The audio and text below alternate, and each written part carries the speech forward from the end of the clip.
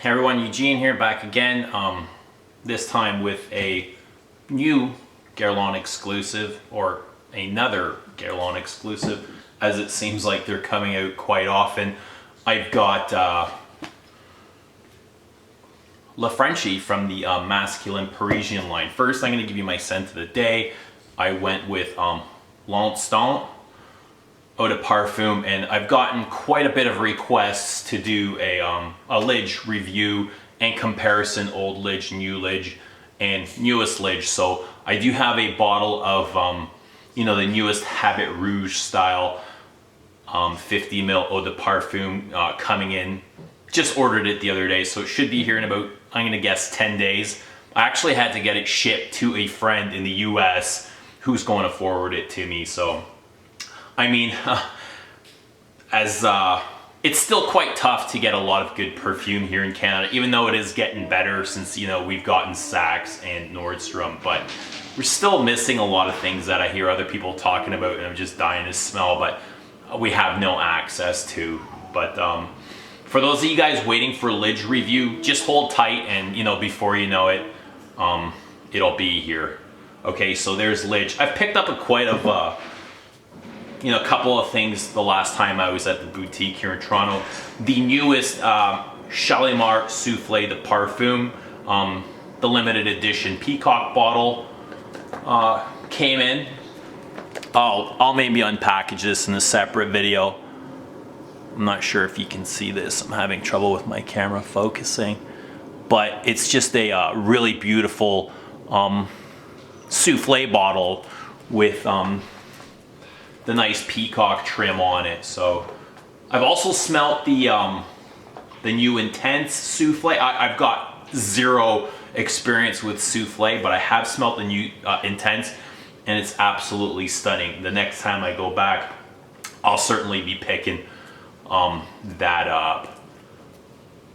Also, I completely forgot that my B bottle was at the boutique the last time I went in. So I did a little bit of shopping, and just on my way out, I was like, oh yeah, you guys messaged me that my B bottle was here, so I got to pick that up. I'm not gonna tell you just quite yet what it is. If you guys want to guess, you're more than welcome to, but I'll save this for another video too. So there's that. Okay, so Le Frenchy, the newest masculine Parisien, in the line with Derby, Vuyu, X, Lupin, Heroes. I feel like I'm missing one. Chamad, that's right, there's Chamad. So these are discontinued. If you're lucky, there still might be a couple of bottles around. They're getting harder to find though. Heroes, this is the second time it's being discontinued. It used to be actually called Coriolan.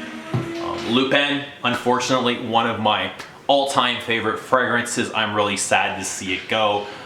And when I kind of heard that Le Frenchy was taking, not really taking over for either of these, just being introduced, and I thought, man, it's really unfortunate that we're losing Lupin and we're getting something fresh. Like, I've been hearing that Frenchy was going to be a fresh fragrance even before I had smelled it, and I thought it was really unfortunate.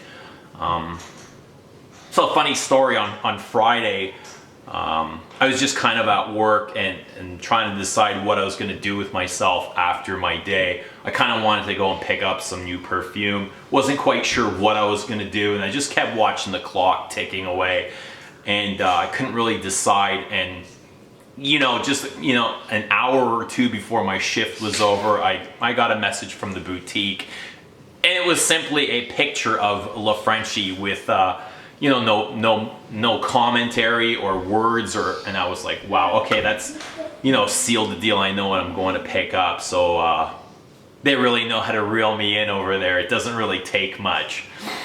Okay, so I guess y'all want to know what Frenchy smells like.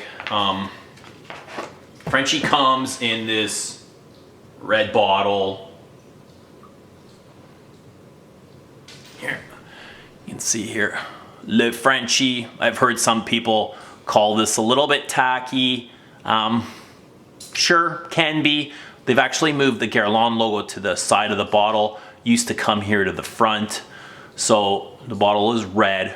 You got Frenchy in white and blue juice actually. So quite a bit of contrast there. Not my favorite colorway.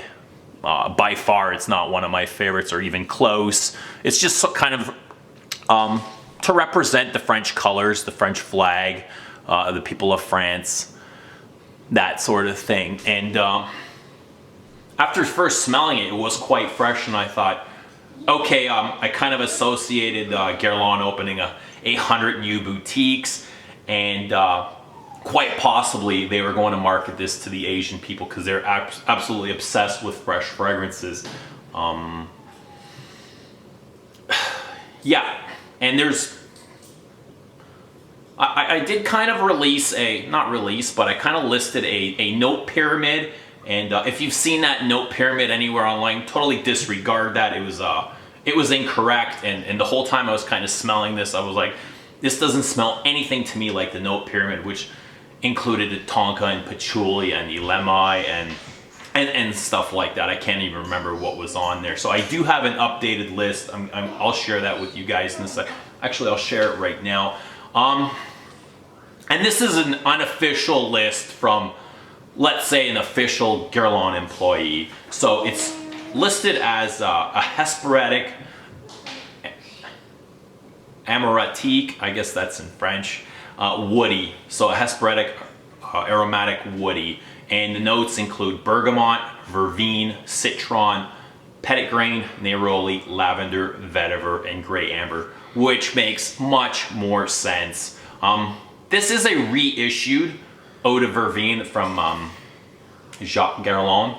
I'm not really sure what year he was created, but just looking online, I've seen there's been a couple of Eau de Vervienes. So I think Anne Guerlain done one pre-1900s, and I see Jacques is listed as one, possibly two. There might be three altogether, but this whole collection is just kind of reissued older Guerlains. So when I spray this on, this is a freshie, but it's not at all what you would think by fresh. First of all, it's very green, and I get a lot of bergamot, like sparkling, a lot of citrus, but bergamot is the first thing that hits me, and when I spray it on, it's almost like champagne or soda like fizzle, and it's almost like I can feel it like slapping me in the face, that fizzle, that sparkle, that champagne like pop. Some Neroli, some lemon. Actually, there's quite a bit of lemon, and that lemon verbena lasts almost right throughout this fragrance. Gives it a really nice green vibe. After a while, you can kind of feel that Petit Grain come in, gives it this soapiness, and adds a little bit of a barbershop feel to this. So you can also tell this is quite woody. There's lots of woods in here. There's definitely lots of woods, some vetiver, woody vetiver, and the first time I smelt it, I had actually associated it with Guerlain Homme Le Boisé, which I don't really see anymore after wearing it a few times, so that's kind of disappeared from my mind, Le Boisé. But yeah, very kind of like a classic eau de cologne meets barbershop meets citrus aromatic. That's pretty much what I get from this. Very classic, almost in the way of, like, not that it smells anything like Dior's 1966 Eau Sauvage or Chanel's I think it's 55 Pour Monsieur Eau de Toilette. So very classy, a lot of citrus in those, kind of barbershop feels. And that's what you're gonna get mainly from this. Smells great. It's a lot better than, you know, what you would think from a fresh fragrance. Kind of disappointing to me that I heard it was going to be a fresh fragrance. But after getting, you know, I've worn it twice already, and even though there's a lot of citrus throughout, this is a very powerful eau de cologne, freshy barbershop fragrance. Lasts all day, and it's one of those ones that I can pretty much smell with every single breath that I take, at least for the first 5 hours. And then it kind of like backs off, but it's still there. It doesn't go anywhere. So, yeah, just kind of a first impressions. I know a lot of people are really curious about this. Just came out of left field, really. Nobody's even really heard about it. Can I watch TV? Can I get back to you in a second? Okay, just finish playing Lego and I'll talk to you in a minute. Sorry about that. Yeah, I was kind of anticipating it, but I was looking, I thought maybe more towards October. As far as I know, the Guerlain boutique in Paris, it's not even released there. Toronto's the only place that's got it right now, as far as I know. And it was kind of actually cool to be like one of the only people, presumably, to have a bottle list for however long it was. I'm sure somebody's picked up a bottle since then. So there's that.